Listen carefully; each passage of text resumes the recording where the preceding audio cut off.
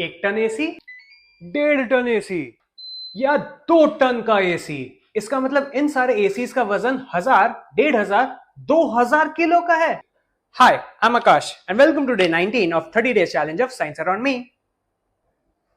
चलो पहले तो ये मिथ बस्ट कर देते हैं। टन एसी का वेट नहीं बल्कि उसकी कूलिंग कैपेसिटी बताता है।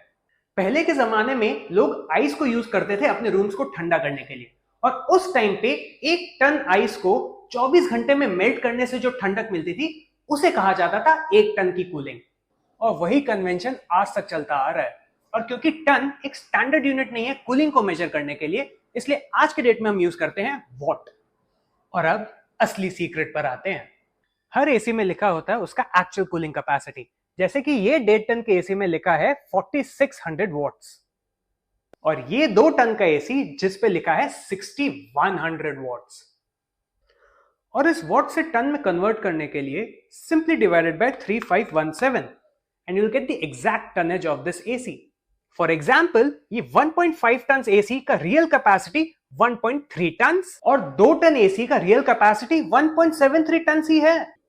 मार्केटिंग कम्युनिकेशन को स्मूथ रखने के लिए ये सारी कंपनीज ये एग्जैक्ट नंबर नहीं दिखा के इसे राउंड ऑफ कर देती है, जैसे 1 टन, 1.5 टन या 2 ton. So is this a scam? The answer is no.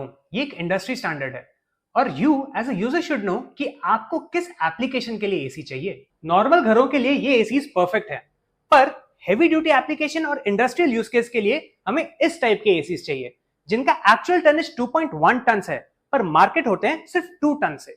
अब आप अपने एसी का जाके लेबल चेक करिए और कमेंट में बताइए कि उसका एक्चुअल टनेज कितना निकला। क्या ये उतना ही था जितना आपको प्रॉमिस किया गया था?